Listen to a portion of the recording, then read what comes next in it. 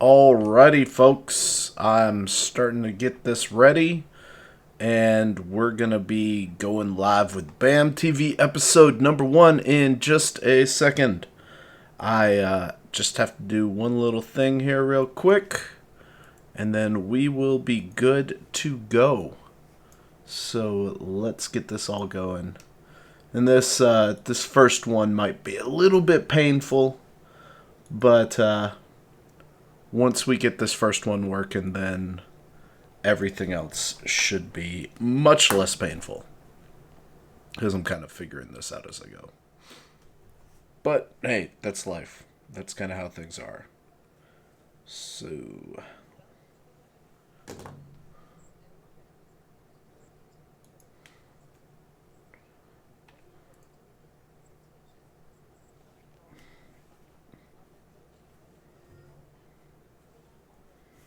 Alrighty.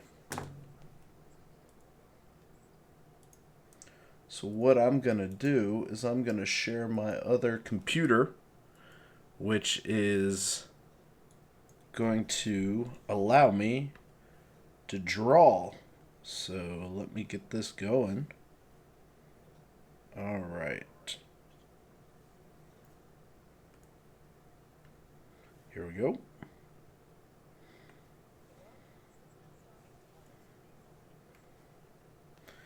And we should be seeing my sketchpad. Woo! All right. We are making amazing progress in this first ever BAM TV episode. This is going to be painful to watch after the fact, but it's all good. So I've got my live chat. I'm seeing my screen is up. Everything is going. All right. Life is good. Okie dokie. So, welcome to BAM TV episode number 1. And in this episode, I'm going to kind of go over what BAM TV is. And then I am going to go and from this point forward, I'm going to go and essentially teach stuff. So, basically, what BAM TV is this going to be my TV show, for lack of better words, where I'm going to hop on once a week, Wednesdays at 9 a.m. Central Standard Time, and I'm going to teach you about building automation systems. And what we'll do is we'll have about 20 minutes of teaching, and then in the live chat, you'll be able to go and ask questions related to building automation, and I'll take about 10-15 minutes to answer whatever questions you have. So this is going to be pretty awesome. So the title of this episode is, well, the focus of this episode is what is building automation systems? And so in this episode, I'm going to go through kind of what building automation systems are. I'm going to help debunk some myths. I've met a lot of folks on Facebook lately who are in the HVAC field and they're interested in building automation. They want to take their career to the next level. They want to do that, but they're like, hey, how do I do that? What does that even mean? And so we're going to go through that. All right, so here's the deal. A building automation system, right, consists of 4 levels and or layers. And at the top layer, you have the BAS server. And then this BAS server connects to the network via some sort of network device. I'm just going to call it net. That could be a switch. That could be a router that then feeds a switch. That doesn't matter for our conversations here. And then coming off of this network, you have a supervisory device. And then off of this supervisory device, you have a field trunk that hits field controllers and then goes to the next field controller and to the next field controller. So we're going to label these FCs. And then coming off of these field controllers, you have inputs. Maybe you got a temperature sensor. And you have outputs. Maybe you have an actuator that controls a valve. So at its simplest level, that is the essentially 4-tier architecture. So let's look at it from a different perspective, right? Let's look at it from top down.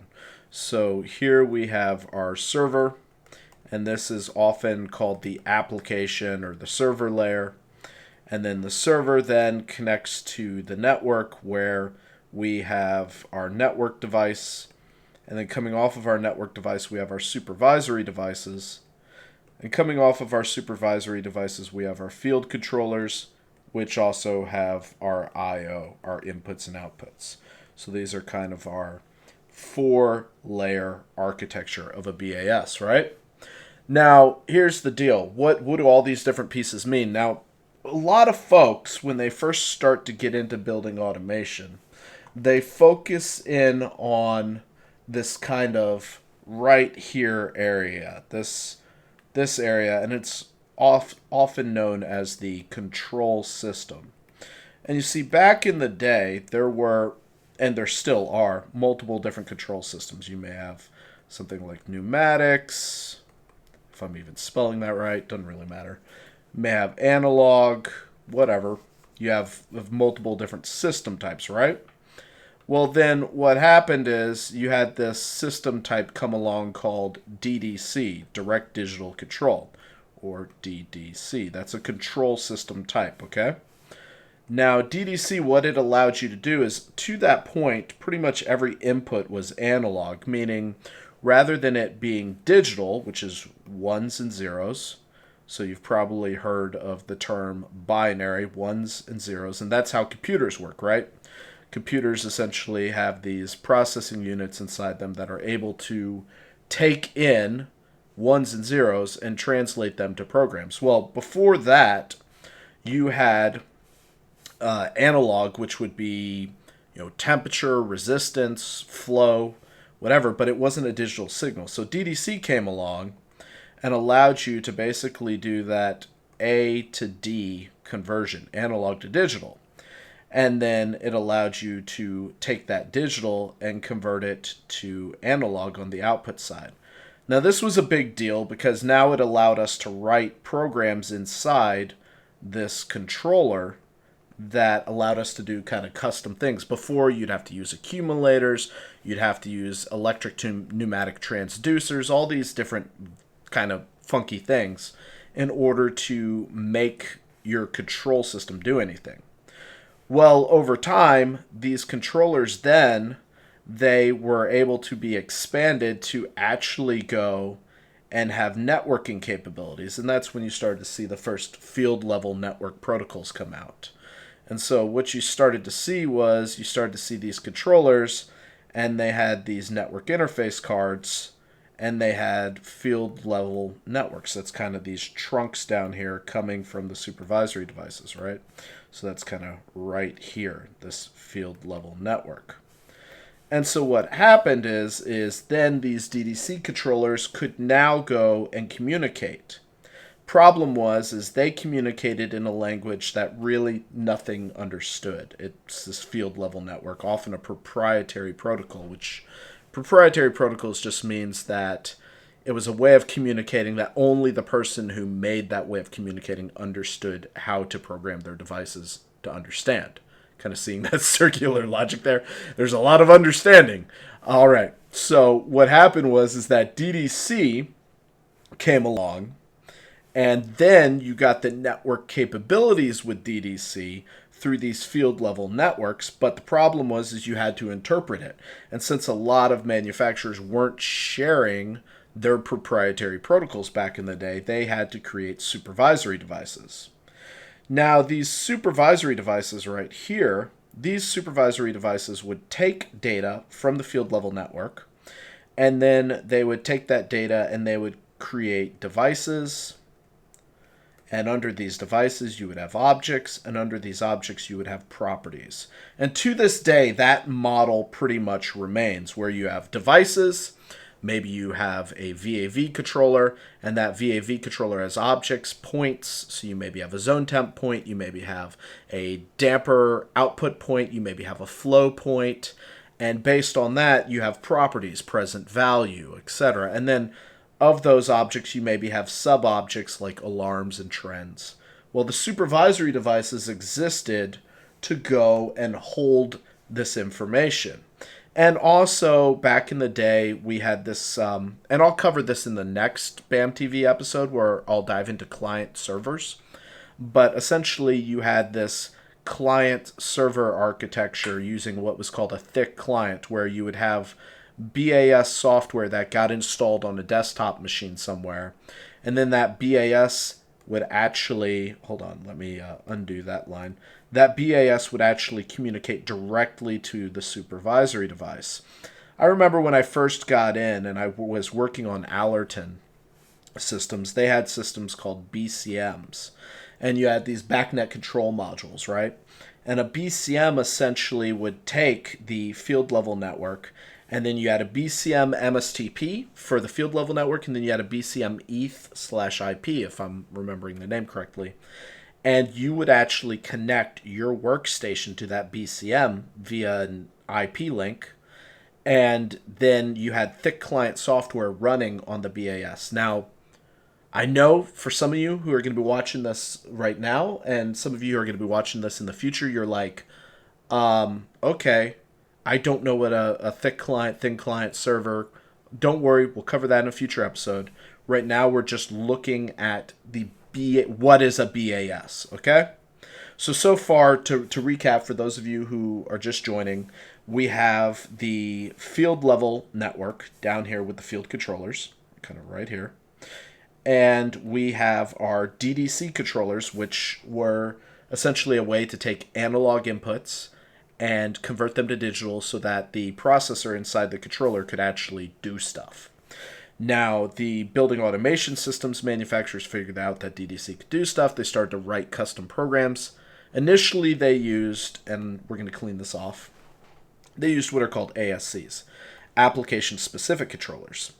And these were controllers that had applications in them, and essentially they existed to perform a specific task. And maybe it was fan coil, maybe it was unitary controller, maybe it was a VAV controller, etc.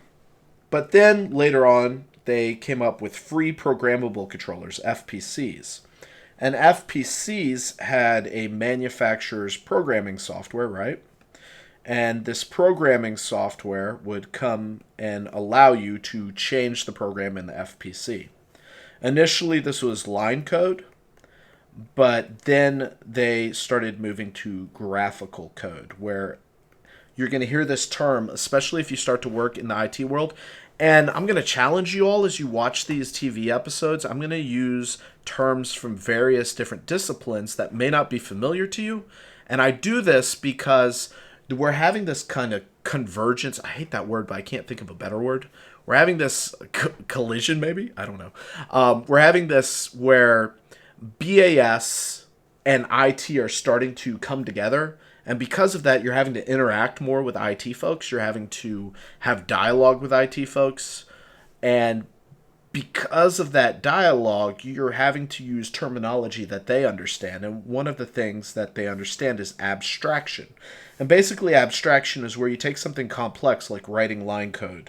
For example, you may write a for loop. For x, I'm not even going to write this, and then x plus plus and something else. I'm like, how do I write a for loop? I'm trying to remember this off the top of my head. Anyways, that's the beauty of live stuff. Well, essentially what would happen, here's a better example. Let's look at an AND gate. So an AND gate would be if input 1 equals true, and that should be input 1. Input 2 equals true. Then do something, right? Do something. But here's the deal. That's a lot to write.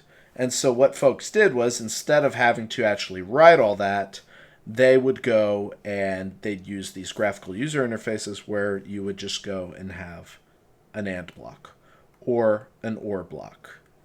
And the AND block and the OR block were abstracted code. Basically, it allowed you to create programs without having to write code. All right, so we got the control system. We've got this kind of thing called DDC now. And this control system now started to have network capabilities through field level networks. So it's like, oh yeah, we can actually bring this data up.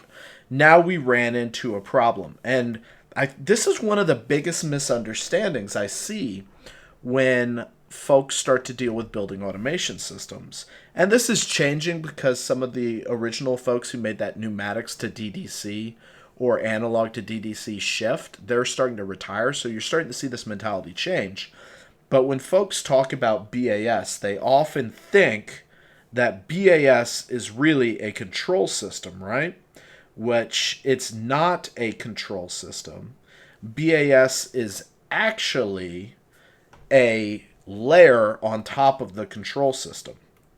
So we've got our control system down here, our field controllers, and then our field controllers get normalized, get pulled into the supervisory layer, which essentially does the translation from a field level network to an IT, kind of IP network, right? Okay, so we've got that, and then what happens, this is where the BAS lives. This kind of higher layer here. And this is where, when you run into a lot of sites and folks are like, man, I don't understand the point of upgrading my BAS, or, oh, this is, what's the point of a BAS? It doesn't make sense. Let's just leave it in the broom closet, etc., etc. It's because they're not understanding this higher layer. They're not understanding things like alarms. They're not understanding things like trends. They're not understanding things like graphics, scheduling, optimal start and stop, optimization is what I'll call it. There's so many capabilities that pour into a BAS that folks don't think about. And this is really bad when you start to read a lot of specifications. A lot of specifications, what will happen, and for those of you who are kind of new to the industry, basically when a new building's built, you have a set of mechanical plans, and then you have a specification that's written by an engineer, and the specification says, these are the general conditions and expectations, this is the kind of standards of the products that we're going to deliver on the project, and here's how you're going to execute the installation. Well, what I tend to see on a lot of specifications is that they spend a ton of time on the control system. Specifically, they spend a lot of time on the I/O, the inputs and outputs. So they may spend 4 or 5 pages talking about, different sensor types. This is what we want as far as a 1K. I get that. I understand you've got to do your due diligence because if your sensors aren't accurate, you can't control properly. But I mean, come on. It's a freaking sensor. It's a 1K nickel sensor. I'm sorry if you're in this industry and you don't understand what like a basic thermistor is, then you probably should not be working on this stuff. So I don't think we need to spend 4 pages to detail out what a thermistor is. And then you'll see that when it comes to the BAS, when it comes to point naming standards, when it comes to virtualization of the server so that you have instant failover. And like I said, a lot of these concepts we'll cover in future episodes. But when you start to have these kind of capabilities of the BAS, you see maybe a paragraph. I can count on one hand the number of specs I've read that have naming standards, that have graphic standards, that have something other than let's just trend everything every 15 minutes, or let's make everything an alarm at 55, 85 and call it a day for temperature. And then we wonder why we have alarm fatigue and all these other concepts that are just really kind of confusing to a lot of folks. So back to the premise of this whole first episode. What is a building automation system? Well, like I said, you have the control system, and that is the field controller, and that's the input and output. And then that control system, that DDC control system, has network capabilities, but that needs to be translated between this kind of I don't want to say BAS. So this let's say mechanical / controls world to this IT world over here. And that's what this supervisory device does. And granted, there are many different things with these systems, but you've got the supervisory device that feeds into the server. The server, it then feeds into the database, and it the server and the supervisory device, this is where you start to get the BAS capabilities. So a building automation system provides the visualization, the management, the control, trending, alarming, all these capabilities of on top of, rather, not of, on top of the control system. So that's the big difference. Now, what you'll hear a lot of folks say is, I want a control system or I want a BAS, and pretty much almost every manufacturer, I'm not going to say everyone, but almost every BAS manufacturer has a full line from server to supervisory device to field controller, and some of them even have their own I/O. Usually it's rebranded I/O, rebranded Belimo, rebranded Cetra, rebranded Veris, but they have their own I/O. So when you're talking about a BAS, this is really what you could expect from a manufacturer, and we'll dive more into that, like I said, in a future episode. There's one more point I want to make about this, and it's slipping my mind right now because I had it on my notes, and my notes, I think my kids decided they wanted to use them for scrap paper, so the notes have since disappeared. I had this great outline written down on a piece of paper, and I'm sure it's got ponies and unicorns drawn on it somewhere in the house. But anyways, so like I said, BAS, DDC control system. Now you kind of understand what all this stuff is. And now I'm going to start taking questions. So this is the part of the show, like I said, going forward, I'm going to do about 20 minutes of conversation, of teaching, and then I will do 20 minutes of questions. So here, there is no dumb question. I love taking questions. It gives me ideas on future content, future episodes. So with that being said, just go into the live chat, ask whatever questions you want to ask, and I will take about 10 minutes because these episodes are going to be about 30 minutes each, and I'll take about 10 minutes to answer any questions that you may have around building automation. While I wait for questions to come in, I realized that I jumped right into this assuming that you all watching this knew who I was. So my name's Phil Zito. I'm the owner of Building Automation Monthly. I recently, depending when you're watching this, back in November of 2017, I was leading the integration, the technical integration program at Johnson Controls, a major BAS manufacturer. I was responsible for creating integrations, APIs, and working on really, really complex projects. I've done pretty much everything there is to do in building automation, and I've got a vast experience with a bunch of different manufacturers. I run a podcast on the Building Automation Monthly podcast. There's about 94 episodes as the time of this recording.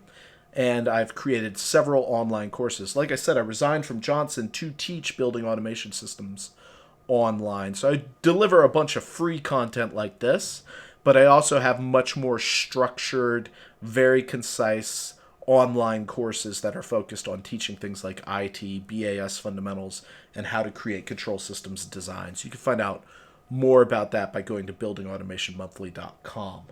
So, with that being said, I've got my first question coming in. Thank you so much from STCHVACR. That's a mouthful. I'm not even going to try to pronounce whatever the heck that could be, but I think I know who it is. So, with that being said, is wireless available now at every point of DDC? Well, it depends on the manufacturer, right? So let's unpack that question. So you've got a server.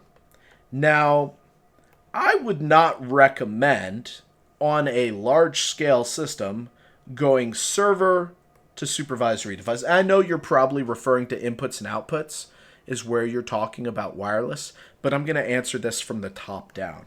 So server to supervisory device, I mean, that should be IP. That should, I'm not going to say never. I tell myself all the time, I'm like, Phil, you have such strong opinions on stuff. You got to stop saying never and always.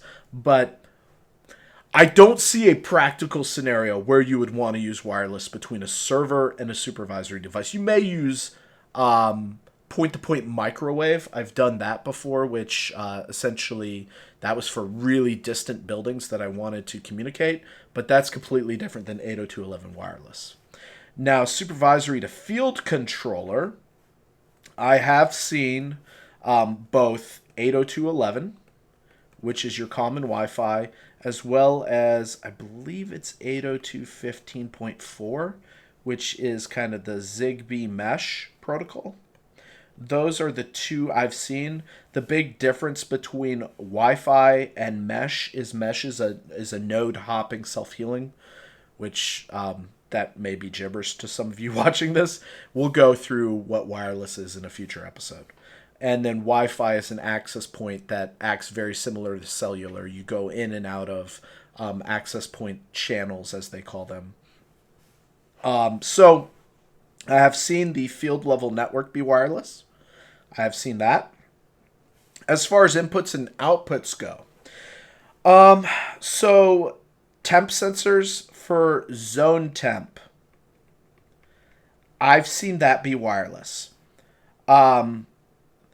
As far as outputs, I've seen some E to P wire, or no, P to E. Pneumatic to electric wireless backnet stats that not only sense, but because they're pneumatics, sorry about that, they also go and have a transducer in it, which will allow them to, based on the temperature change, control the air valve on the VAV box.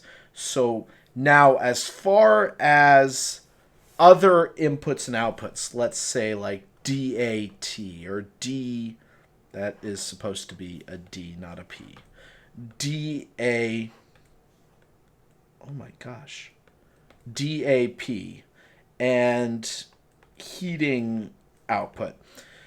So here's the deal. I haven't seen these go wireless. Someone may educate me in the comments that they've seen wireless, but I still don't see the value prop, and here's why. You've got your basic air handler, right? There's your fan, there is your cooling coil, and maybe here's like your OAD and a RAD. And so let's say that we have a discharge air temp downstream from the fan. We also have a discharge air pressure. And then maybe we have a 2/3 sensor down here. So we have another pressure sensor kind of 2/3 down here. Here's the deal. Is first off, typically your controller will be mounted kind of either up here on a panel, kind of in between the cooling coil and the outdoor air damper. And so your controller's sitting right here.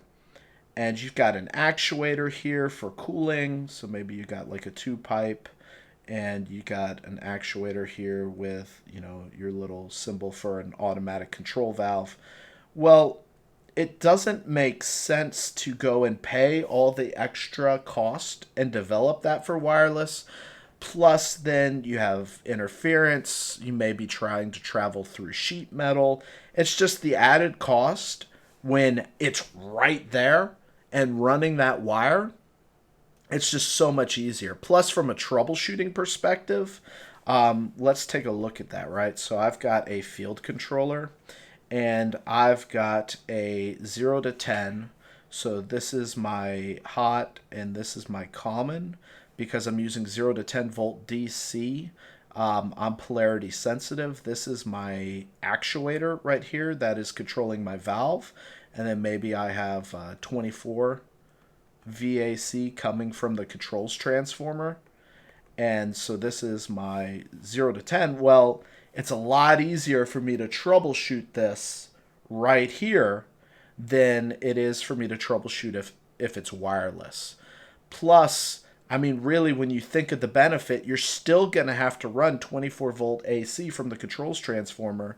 So what often will happen is you'll just pull two pairs of two conductor like 18.2 AWG. So you'll just pull two pairs and you'll just pull that over to the actuator.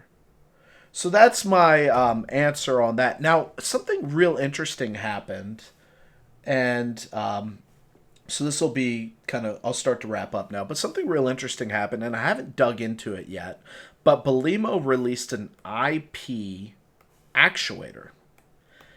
And I'm trying to figure out what they're thinking with that. I really need to dig into that. Like, let me see if I can pull that up real quick here. Here we go. So let me make sure stuff's still... Okay, cool. So Belimo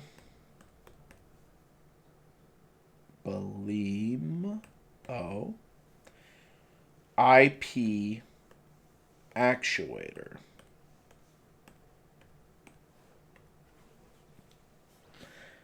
Okay, so Belimo IP actuator right here. So, I'm not seeing it. They just came out with it. Maybe if I type in IoT. Everyone likes to use the term IoT right now because it sells more stuff. So let's look at, yeah. Here we go. Beautiful. So Ethernet connectivity, the Belimo cloud analytics provide recommended. Now that's interesting. See, I didn't even know that that's where, that is a very interesting perspective. So kind of you can see where they're going right here. Now this is very interesting. If I was a BAS manufacturer, I might be sitting here thinking to myself, what does this mean? Because look at it, right? Do you see what's going on right here? You've got a flow sensor. I think that looks like a paddle flow. You've got a return temp and a supply temp. And you've got your actuator. So essentially this little component right here is it's going to measure delta T across the coil. So that's your heat transfer, heat loss, heat gain. It's going to measure flow. So then with that, you can do your basic, what is it? It's not 1.08 times delta T times GPM. I think it's like 4.6 or something. But that's your basic BTU calculation. So essentially what we're seeing right here is that they're going to log all this. And then they're going to go and say, well, your chilled water coil is pumping this many GPM. It's got this delta T. It should maybe be this. That is very, very interesting to me because done right, that could be something you could put on a AHU or on a chiller, like a primary or a secondary loop on a chiller, and not even have a building automation system, and be able to go and kind of measure the efficiency. And then you could use that. See, if I was a salesperson, I would get really tight with Belimo, and I would think to myself, I can use this to go set up a survey at a site, and then I can use this to justify implementing a BAS control system because I can measure that they aren't having efficient control and then go from there. Now, here's the only thing that, as I was saying that, I was thinking, yeah, but what's going to be controlling this actuator? So you're going to have some control system. Maybe, unless you're like most people not most people, a fair amount of people who run their sites and they run all this stuff in hand anyways. Okay, so there you go. Hopefully I answered your question around wireless. I know I kind of went off into left field there at the end with that example of the IP actuator. But hopefully, ST, that answers your question.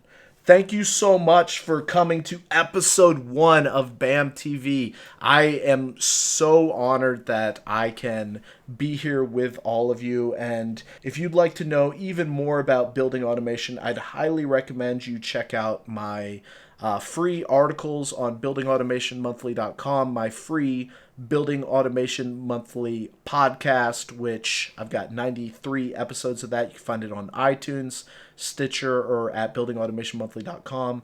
And if you'd really like to accelerate your building automation knowledge, I'd encourage you to check out my online courses. They're pretty awesome. They're at buildingautomationmonthly.com/store. They come with lifetime access to the course so that if you forget what you've learned or you simply don't work on a piece of technology for a while, you can always go back and refer back to what I covered in the course.